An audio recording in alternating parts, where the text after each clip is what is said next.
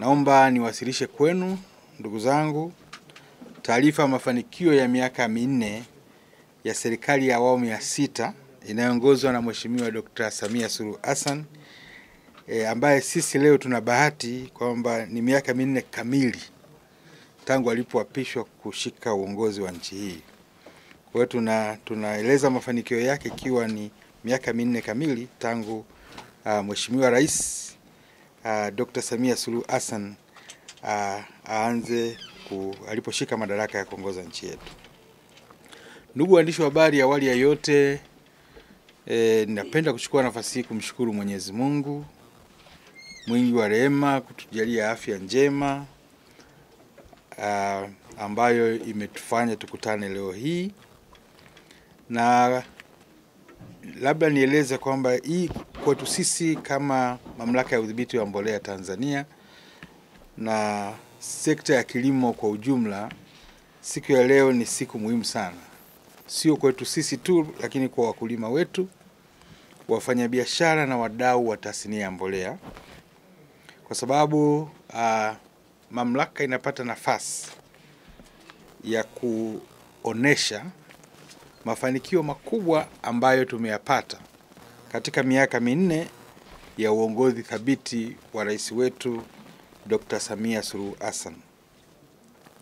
Ndugu waandishi wa habari, kwanza kabisa naomba nitumie fursa hii kumpongeza sana kwa dhati ya moyo wangu Mheshimiwa Rais Dr. Samia Suluhu Hassan kwa kazi nzuri na kubwa anayoifanya kuiongoza nchi yetu, na pia tunamshukuru kwa kuendelea kuipa umuhimu mkubwa sekta ya kilimo, hususan tasnia ya mbolea. Tunamshukuru sana. Vile vile napenda kutumia fursa hii kuishukuru wizara na uongozi mzima wa wizara ukiongozwa na waziri wetu Hussein Mohamed Bashe kwa usimamizi thabiti na kuendelea kusimamia kwa dhati na kutekeleza kwa ufanisi maono ya Mheshimiwa Rais Dr. Samia Suluhu Hassan.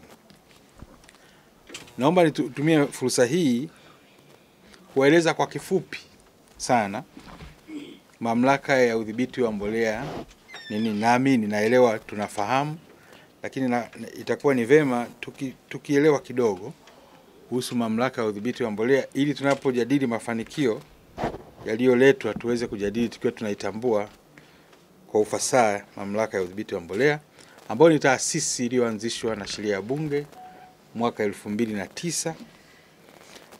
Majukumu makubwa ya kusimamia. Sisi jukumu letu kubwa la kwanza ni kusimamia ubora wa mbolea na visaidizi vya mbolea vinavyoingizwa au kuzalishwa nchini.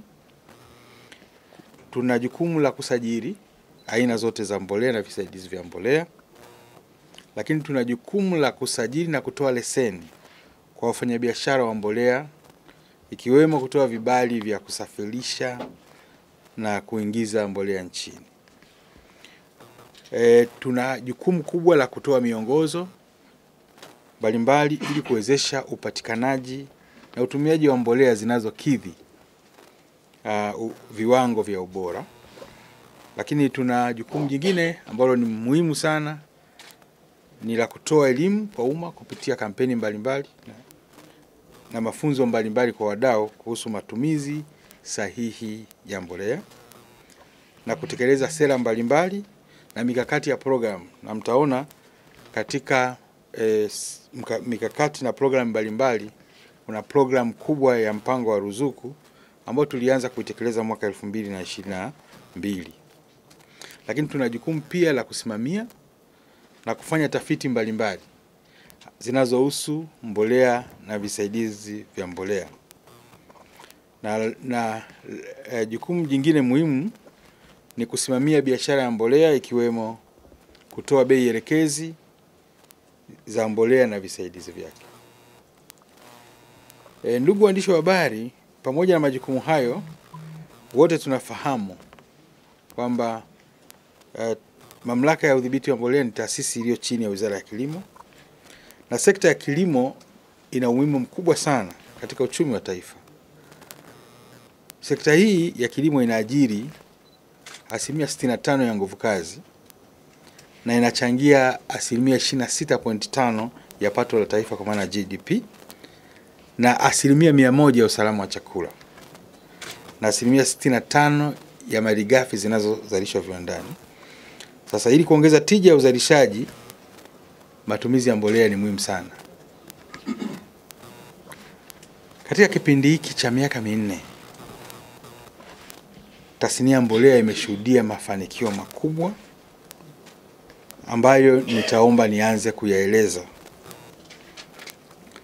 Jambo kubwa la kwanza ni mpango wa ruzuku ya mbolea.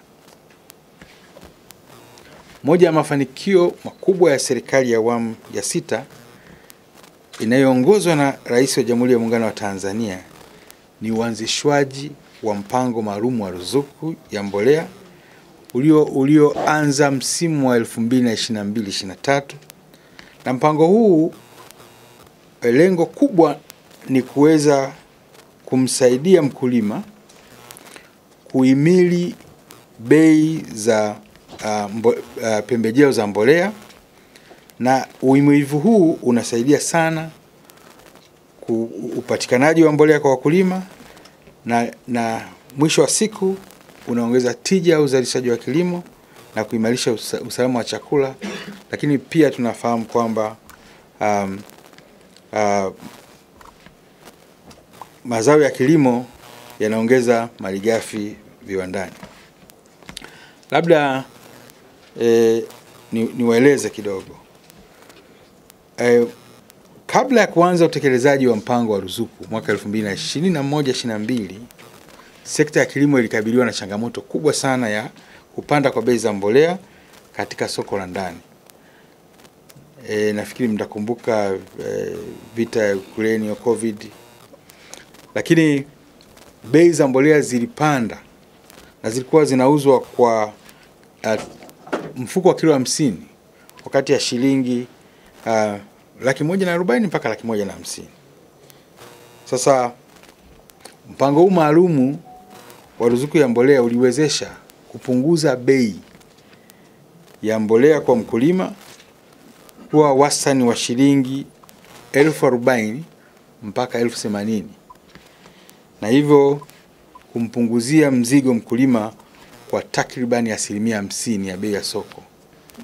Sasa hii iliwawezesha wakulima wengi kununua mbolea na kuweza kuhimili gharama za uzalishaji katika sekta ya kilimo.